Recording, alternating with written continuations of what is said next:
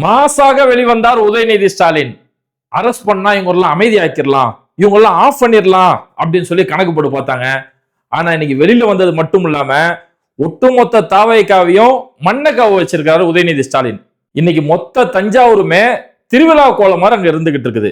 இப்போ உதயநிதி ஸ்டாலின் அவர் அங்கிருந்து வெளியில வரக்கூடிய நேரத்துல மொத்த தஞ்சாவூருமே ரோடு ஷோ நடந்துட்டு இருக்குது. அவரு சும்மா இருந்த வச்ச நாளைக்கு சட்டமன்றத்துல தான் பேசியிருப்பாரு. ஆனா இன்னைக்கு தஞ்சாவூர்ல அறிவிக்கப்படாத ரோடு ஷோ இன்னைக்கு நடந்துட்டு இருக்கு.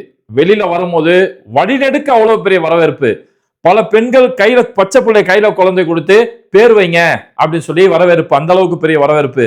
சின்ன சின்ன பசங்களா மேல ஏறி நின்றுட்டு அண்ணா அண்ணா அண்ணான்னு சொல்லி அவருக்கு கையை கொடுத்து அவ்வளவு பெரிய அளவுல வரவேற்பு கொடுத்துக்கிட்டு இருக்கிறாங்க. ஆனா அந்த நேரத்துல கூட பாருங்க, இதுதான் ஒரு கொள்கை தலைவன் அப்படின்னு சொல்லி சொல்றது, கொள்கைக்கான ஒரு கூட்டம் அப்படின்னு சொல்லி சொல்றது இதுக்குதான். அந்த நேரத்துல கூட ஒரு பசங்க மேல ஏறி நின்று கையை கொடுக்க வராங்க. கையை கொடுத்துட்டு தம்பி உடனே கீழே இறங்குப்பா, கீழே இறங்குறாரு. இது மாதிரி வழிகாட்டப்படாத ஒரு கூட்டம் தாவேக்கா. அப்ப அவங்களுக்கு எல்லாம் இப்படியாப்பட்ட கொள்கையோட ஒரு தன்மானத்தோட இருக்கிறவங்களை பார்த்தா அவங்களுக்கு இப்படிதானே எரியும். அப்படி சரி இவங்க அரெஸ்ட் பண்ணி ஆஃப் பண்ணிடலான்னு பார்த்தாங்க. இன்னைக்கு அவ்வளவு பெரிய சம்பவம் நடந்திருக்குது. அது எந்த அளவுக்கு இவங்க அவங்களை அழக்கடிக்க பார்த்தாங்க. கிட்டத்தட்ட 10-12 மணி நேரம் ஒரு உடல் உபாதை சம்பந்தமா, ஒரு சுய தேவை சம்பந்தமான கூட எந்த ஒரு அனுமதியும் கொடுக்கப்படாம, சாப்பாடு நேரத்துக்கு சாப்பாடு கொடுக்க முடியாம, காலையில வந்து சென்னையில ஒண்ணுமில்லாத ஒரு கேஸ். அவர் வந்து முழுமையா அப்படி எந்த இடத்துலயுமே பேசவே இல்லை. அந்த இடத்துல தான் பேசுனதுக்கு விளக்கமும் கொடுத்திருக்கிறாரு. ஆனா ஒண்ணுமில்லாத ஒரு கேஸுக்கு 9 பிரிவின் கீழே வழக்கு. 9 பிரிவுமே உப்புச்சப்பு இல்லாத வழக்கு. அதனாலதான் இந்த கேஸ் இன்னைக்கு நீதிமன்றத்துக்கு போகக்கூடிய நேரத்துல நீதிமன்றத்துக்கு கரெக்டா 2:15 மணிக்கு நீதிபதி இந்த கேஸ் எடுக்கிறாங்க.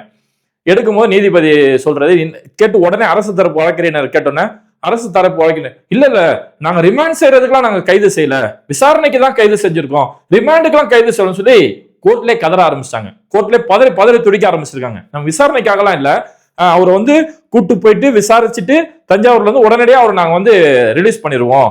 எங்களுக்கு வந்து பெண்கள் பாதுகாப்பு வந்து ரொம்ப முக்கியம். பெண்கள் பாதுகாப்புனா உயிரே கொடுக்கல இந்த கூட்டம். இன்னைக்கு உங்க சொந்த கட்சியில இருக்கக்கூடிய பெண்களுக்கு பாதுகாப்பு இல்லாத ஒரு சூழல். கட்சியில இருக்கக்கூடிய அந்த கட்சி நிர்வாகிகள், தாவேக்கால இருக்கக்கூடிய கட்சி நிர்வாகிகள், அதுல இருக்கக்கூடிய முக்கிய பிரமுகர்கள் பல பெண்களை நாசப்படுத்திட்டு இருக்காங்க. அதுல ஒரு நடவடிக்கை எடுக்க வக்கில்ல. போலீஸ் ஸ்டேஷன்ல போய் கம்ப்ளைண்ட் கொடுக்குறாங்க.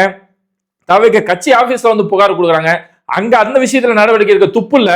ஆனா அதை விட்டுட்டு இந்த ஒண்ணுமில்லாத ஒரு பேச்ச யாரையுமே குறிப்பிட்டு பேசல. அங்க பேசுனதுக்கு உடனே விளக்கம் கொடுத்தாரு. இவங்களுக்கு எங்க தண்ணி வருதோ இல்லையோ இவங்களுக்கு தண்ணி வந்தா போதும் அப்படின்னு சொல்றாரு. கீழே ஆவோன்னு கத்துனாங்க. அப்பயப்பா நான் காவேரி தண்ணியை பத்தி தான் பேசினேன், நான் காவேரியை பத்தி பேசினேன் தான் பேச்சுக்கு உடனடி விளக்கம் கொடுத்தாரு. விஜய் மாதிரி மேடையில போயிட்டு நல்லா வந்துரும் அப்படின்னு சொல்லி பேசல. இல்லைன்னா நான் என்ன கவர்ச்சின்றீங்களே, நான் என்ன அப்படின்னு கேப் விட்டுட்டு தன்னோட பேச்சுக்கான முழுமையான விளக்கம் என்ன அப்படின்னு சொல்லி காட்டாம சின்ன பசங்களுக்கு தவறான முன்னுதாரணங்களை காட்டக்கூடிய அப்படிப்பட்ட பேச்சு பேசல. ஆனா என்ன இருந்தாலும் எங்களை பத்தி பேசிட்டாரு, எங்களோட அண்ணியை பத்தி பேசிட்டாரு, கூடிய சீக்கிரம் அவங்கள நாங்க எப்படியாவது தேர்தல் வர வச்சு அவங்கள துணை முதலமைச்சர் ஆக்கலாம் சொல்லி பார்த்துட்டு இருக்குமே, அவங்க மேல நடவடிக்கை எடுத்துட்டாங்களே, அவங்கள பத்தி பேசிட்டாங்களே அப்படின்ற அந்த வைத்தறிச்சல்ல எப்படி இவங்களோட மொத்த பிளான் என்னன்னா நாளைக்கு சட்டமன்றத்துக்கு உதயநிதி ஸ்டாலின் வரக்கூடாதுன்னு சொல்லி கணக்கு போட்டாங்க. ஆனா நீதிமன்றத்துல நீதிபதி சொன்ன ஒரு விஷயம் என்னன்னா, நாளைக்கு சட்டமன்றத்தோட முக்கியமான கூட்டத்தொடர் இருக்குது. ஏன்னா நாளைக்கு பட்ஜெட் சம்பந்தமான கூட்டத்தொடர், நாளைக்கு முக்கியமான கூட்டத்தொடர் இருக்கு. இது கைது செய்யக்கூடிய அளவுக்கு வடிவப்பட்ட ஒரு கேஸும் கிடையாது. அதனால அவரை விசாரணை முடிஞ்ச உடனே உடனடியா அவரை இன்று இரவுக்குள்ள விடுவிக்கணும். நீதிபதி சொன்ன வார்த்தை முக்கியமான வார்த்தை, இன்று இரவுக்குள்ள அவரை விடுவிக்கணும்.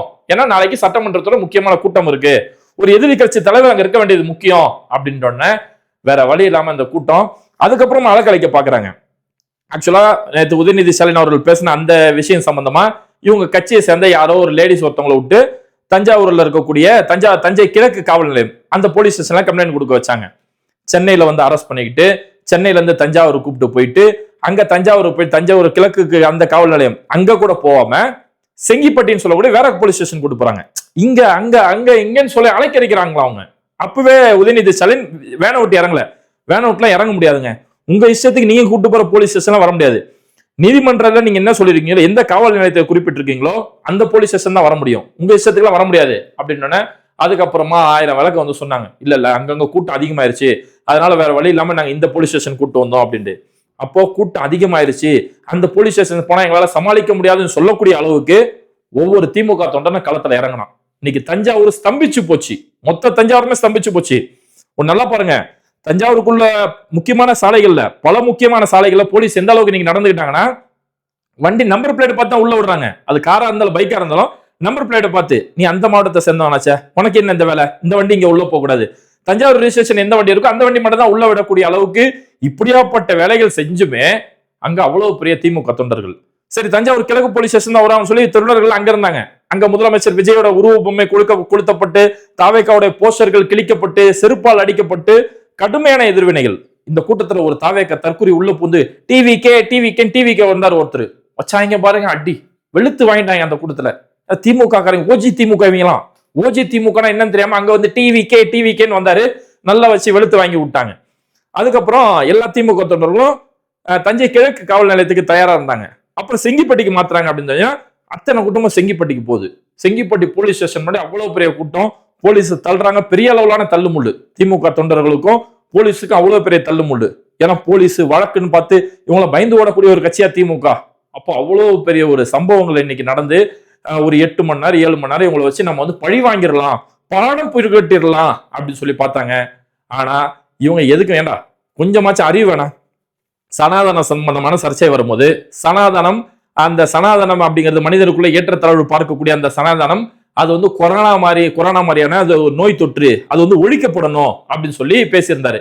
அதுக்கு சங்கிகள் அவ்வளவு பெரிய அவதூறுகள் போடும் போது உதயநிதி ஸ்டாலினோட தலையை சீவிடுவேன் அப்படின்னும் போது தைரியம் தான் வந்து சீவிடா, நீ எத்தனை வழக்கு வேணாலும் போட்டுக்க, எல்லா வழக்கும் பார்த்துக்க நான் தயார், இதுக்காக அமைச்சர் பதவியை துறக்க கூட தயார் அப்படின்னு பேசின ஒரு நபர் உதயநிதி ஸ்டாலின். இன்னைக்கு வந்து இவங்க வந்து ஒண்ணுமில்லாத கேஸ், உப்புச்சப்பு இல்லாத கேஸ், அந்த கேஸுக்கு முதல் இவங்க போட்ட எஃப்ஐஆர் முதல் போலியான எஃப்ஐஆர் முதல் அவ்வளவு ஒரு கேலி கூத்தான எஃப்ஐஆர். பொதுமக்களுக்கு மத்தியில பகைமையை தூண்டி விடுறது, கலவரத்தை தூண்டி விடுதல் அப்படிங்கிற மாதிரி நீ பேர்பட்ட எஃப்ஐஆர்களை போட்டுட்டு இப்படி ஒண்ணுமில்லாத கேஸுக்கு இவங்க கூட்டு போய் அரெஸ்ட் பண்ணுவாங்களாம். இதை பார்த்து இவங்க எல்லாம் நடுங்கிருவாங்க, பயந்துருவாங்க அப்படின்னு பார்த்தாங்க. ஆனா இன்னைக்கு திமுகவை பார்த்து மொத்த தாவேகா கூட்டமும் மொத்த தமிழ்நாடுமே இன்னைக்கு நடுங்கி போயிடுச்சுன்னு சொல்லலாம். ஒவ்வொரு மாவட்டத்திலுமே கிட்டத்தட்ட இன்னைக்கு தேதிக்கு லட்சக்கணக்கான திமுகவினர் கைது செய்யப்பட்டிருக்கிறாங்க. ஒவ்வொரு மாவட்டத்திலுமே போராட்டம், ஒவ்வொரு மாவட்டத்திலையும் கைது செஞ்சு அங்கிருந்து கூட்டு போய் கல்யாண மண்டபத்துல கூட்டு போய் வைக்கிறாங்க. அந்த கல்யாண மண்டபத்திலேயே அந்த அவங்களுடைய கோஷங்கள், அவங்களுடைய உணர்வுகள் அங்க காட்டிக்கிட்டு இருக்கிறாங்க. அவ்வளவு பெரிய எதிர்ப்புகள் இன்னைக்கு தமிழ்நாடு முழுக்க, தமிழ்நாடே ஸ்தம்பிச்சு போகக்கூடிய அளவுக்கு, குறிப்பா தஞ்சாவூர் வேற லெவல். அதாவது அரெஸ்ட் பண்ணிட்டு சென்னையில இருந்து தஞ்சாவூர் கூட்டு போறாங்க இல்லையா, போகக்கூடிய வழி முழுக்கவே ஒரு ரோடு ஷோவா தான் இருந்தது. அந்த அரெஸ்ட் பண்ணி போகக்கூடிய அந்த வேன் போயிட்டு இருக்கு, பின்னாடியே திமுக தொண்டர்கள் ஒவ்வொரு ஏரியா போகுது, சென்னை கிடக்குது, தாம்பரம் போகுது, செங்கல்பட்டு போகுது, ஒவ்வொரு இடங்களிலுமே திமுக தொண்டர்கள் வழிமறைச்சு அவங்களுடைய ஆதரவுகளையும் தாவேக்காக அவங்களுடைய கண்டனங்களையும் பதிவு செஞ்சுட்டு இருக்கிறாங்க. போறதே ஒரு ரோடு ஷோ மாதிரி இருந்தது. ஆனா இது ஒண்ணுமில்லாத கேஸ், அவரை ஜாமீன்ல விடுவிச்சுதான் ஆகணும், அவரை விடுவிச்சுதான் ஆகணும் நீதிமன்றம் உத்தரவு கொடுத்த பிறகு வெளியில வராரு. வந்தோடனே சத்தம், அப்படியாப்பட்ட ஒரு சத்தம், பட்டாசு வெடிச்சு, வான வேடிக்கைகள் வெடிச்சு, வேற லெவல்ல இன்னைக்கு ஒரு பெரிய செலிப்ரேஷன். அதாவது கலைஞர் கருணாநிதி இந்திய அரசியல் அப்படின்னு ஒரு புத்தகம் எழுதுனா அதுல முதல் பக்கத்துல கலைஞர் கருணாநிதி அப்படின்னு அவருடைய பெயர் எழுதாம இந்திய அரசியல் எழுத முடியாது, அவ்வளவு பெரிய ஒரு தலைவர். அப்ப அந்த கலைஞருக்கு பிறகு மு.க. ஸ்டாலின் அவர்களுக்கு கிடைக்காத ஒரு வரவேற்பு கூட இன்னைக்கு உதயநிதி ஸ்டாலின் அவர்களுக்கு கிடைச்சிருக்குது. உதயநிதி ஸ்டாலின் அங்க இருந்து ரிலீஸ் ஆகி வெளியில வரும்போது அவ்வளவு பெரிய வரவேற்பு, இவ்வளவு பெரிய வரவேற்பு எங்கேயுமே பார்த்திருக்க முடியாது. அவ்வளவு பெரிய வரவேற்பு நம்ம தெரியாம தான் கை வச்சிட்டோமோ அப்படின்னு இந்த ஒட்டுமொத்த கோளாறு கூட்டமும் முழிக்கக்கூடிய அளவுக்கு அப்படிப்பட்ட ஒரு சம்பவம். ரஜினிகாந்த் ஒரு படத்துல சொல்லுவாரு, நீ எங்களை தொற்றுக்க கூடாது சிங்காரம் அப்படின்னு சொல்லுவாரு. அந்த மாதிரிதான் இன்னைக்கு தேன் கூட்டுல கை வச்சிட கதையா இன்னைக்கு முடிச்சிட்டு கிடக்குறாங்க. கைது பண்ண அரெஸ்ட் பண்ணா இவங்களாம் அடக்கி ஒடிக்கிறலான்னு பார்த்தாங்க. ஆனா மொத்த திமுகவுடைய பவர் என்ன அப்படிங்கிறத இன்னைக்கு ஒட்டுமொத்தமா பார்த்திருக்கிறாங்க. ஆனா நான் என்ன சொல்றதுமா, இன்னைக்கு பார்த்ததெல்லாம் ட்ரெய்லர் தான். நாளைக்கு சட்டசபையில பட்ஜெட் சம்பந்தமான பேச்சு நடக்கும், பட்ஜெட் சம்பந்தமான விவாதங்கள், பட்ஜெட் சம்பந்தமான எல்லா விஷயங்களும் நடக்கும்போது நாளைக்கு சட்டமன்றத்தை இதெல்லாம் சேர்த்து, ஏன்னா அவங்க சட்டமன்றத்தில் பேசுறதுக்கு பல விஷயங்கள் இருக்கு, பட்ஜெட் சம்பந்தமா பல விஷயங்கள் பேச வேண்டியிருக்கு. காவிரி நீரோட உரிமை இன்னைக்கு தாராவத்துட்டு உட்கார்ந்து கிடக்குறாங்க. தொடர்ந்து பாலியல் வன்கொடுமைகள் தொடர்ந்து நடந்துட்டு இருக்கு, தமிழ்நாட்டில் கொலை குற்றங்கள் தொடர்ந்து நடந்துட்டு இருக்கு, அறநிலையத்துறையோட இடங்கள் தொடர்ந்து தாரவாக்கப்பட்டுக்கிட்டு இருக்கு.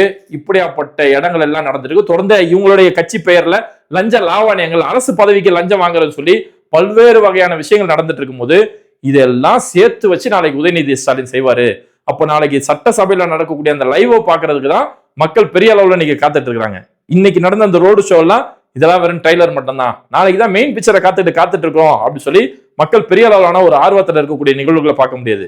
ஏன்னா இவங்க கட்சியில இருந்து வரக்கூடிய இந்த விர்ச்சுவல் வாரியர்னு ஒரு குரூப் வச்சுருவாங்க, வல்கர் வாரியர்ஸ். அவங்க வந்து கேடுகட்டத்தனமா பேசக்கூடிய ஒரு கூட்டம். டிவிக்கே விர்ச்சுவல் வாரியர்ஸ் பேரை வச்சுக்கிட்டு, அந்த கட்சியோட பெயரை வச்சுக்கிட்டு விஜயோடைய மனைவியோட பேர் சங்கீதாவோட அவரோட போட்டோவை போட்டுட்டு அசிங்கமா கெட்ட கெட்ட வார்த்தையில எழுதிக்கிட்டு எவ்வளவு கொச்சை எழுதுனாங்க. அதெல்லாம் இங்க நடவடிக்கை உங்களுக்கு துப்பு இல்ல. ஒண்ணுமில்லாத பேச்சு, யாரையுமே குறிப்பிட்டோ ஒரு பெண்ணையோ ஆணையோ யாரையுமே குறிப்பிடாம பேசப்பட்ட ஒரு பேச்சுக்கு இப்படியாப்பட்ட பழிவாங்கக்கூடிய ஒரு நடவடிக்கை, பழிவாங்கக்கூடிய அரசியல். என்னன்னா எங்களோட ஆட்சி போயிட போகுது, எங்களுடைய ஆட்சி இவங்க கவித்துருவாங்களோ, இவங்க கவுத்துருவாங்களோ, அவங்க கவுத்துருவாங்களோன்னு எந்நேரமும் எப்படா ஆட்சி கை விட்டு போவோம். ஏன்னா அதனாலதான் விஜய்க்கு தான் முதலமைச்சர் ஒரு நம்பிக்கை இல்ல. நான் முதல்வன் திட்டத்தோட பேரை மாத்துறாரு, முதலமைச்சர் காலை உணவு திட்டத்தை பேரை மாத்துறாரு. ஏன்னா முதலமைச்சர்னால இவரால் நம்பிக்கை முடியல.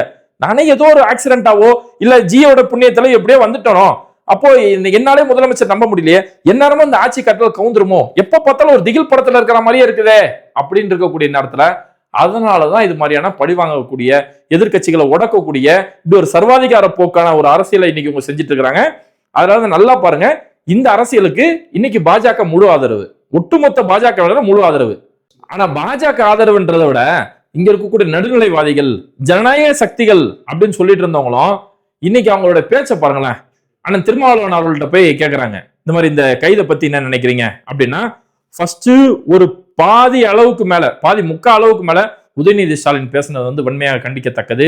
அது இரட்டை அர்த்தங்கள் உள்ள மொழியாக இருக்கிறது, இரட்டை அர்த்தங்கள் உள்ள வார்த்தைகளை பேசி உள்ளார், அப்படி இப்படி இப்படி இப்படி முழுசா எழுதிட்டு கடைசியில இந்த சரி இப்படி வலுக்கட்டாயமா சம்பந்தம் இல்லாத கேஸை போட்டு அவர் பேசுனது முழுமையா அந்த மாதிரி ஒரு அர்த்தம் இல்லை, யாரையுமே குறிப்பிடக்கூடிய வார்த்தையா இல்ல.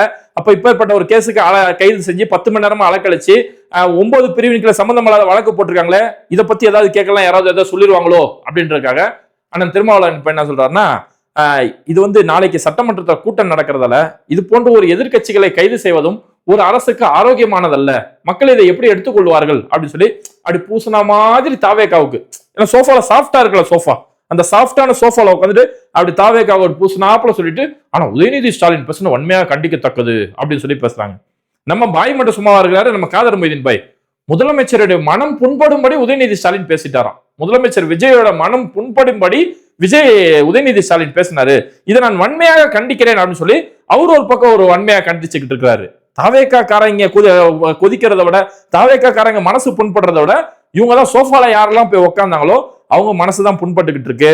ஆனா உங்க மனசு புண்பட்டாலும் சரி, உங்களுக்கு சோஃபா கொடுத்தாங்களோ சோஃபா ஓனரு அவங்களுடைய மனசு புண்பட்டாலும் சரி, இந்த மனசெல்லாம் உன்ன நாளைக்கு புண்படும். சட்டமன்றத்துல இந்த மனசெல்லாம் நாளைக்கு இன்னும் பெரிய அளவுல புண்படக்கூடிய அளவுக்கு நாளைக்கு தரமான சம்பவம் இருக்குது. அந்த சம்பவம் தான் காத்து நிற்கிறோம். ஆனா அதுல ஒரு பெரிய ஹைலைட்டை பாருங்களேன், எவ்வளவு பெரிய அநியாயம் செஞ்சுட்டு இருக்கிறாங்க. பெரிய தொடர்ந்து அலைக்கழிப்பு, சென்னையில கைது செய்யறாங்க, அங்க இருந்து தஞ்சாவூருக்கு கூட்டு போறாங்க, தஞ்சாவூர் கிழக்கு, செஞ்சிப்பட்டு, அங்க இருந்து ரோடு ஷோ, இவ்வளவு நிகழ்வு நடந்து மனுஷன் பேட்டி கொடுத்துட்டு இருக்கிறாங்க. பிரஸ் மீட்டுக்கு இத்தனை ஊடகங்கள் நிக்குது, இத்தனை பத்திரிகையாளர்கள் கேள்வி கேட்கறாங்க, அவ்வளவுக்கு மனுஷன் அங்க ஒத்தால நின்று பேட்டி கொடுக்குறாரு. இந்த பேட்டி கொடுக்கறத பார்த்தாச்சும் இனியாச்சும் ஊடகங்கள் என்ன, மீடியாக்களுக்கு எப்படி பேட்டி கொடுக்கணும்னு சொல்லி ஒருத்தருக்கு புரியும். பேட்டி கொடுக்கறனா என்ன, ஏன்னா டிவியை பார்த்தாலே, கேமராவை பார்த்தாலே, ஊடகம் மீடியான்ற பேரை பார்த்தாலே பயந்து நடுங்கிறவங்களுக்கு பேட்டினா எப்படி இருக்கணும்னு தேக்கோ.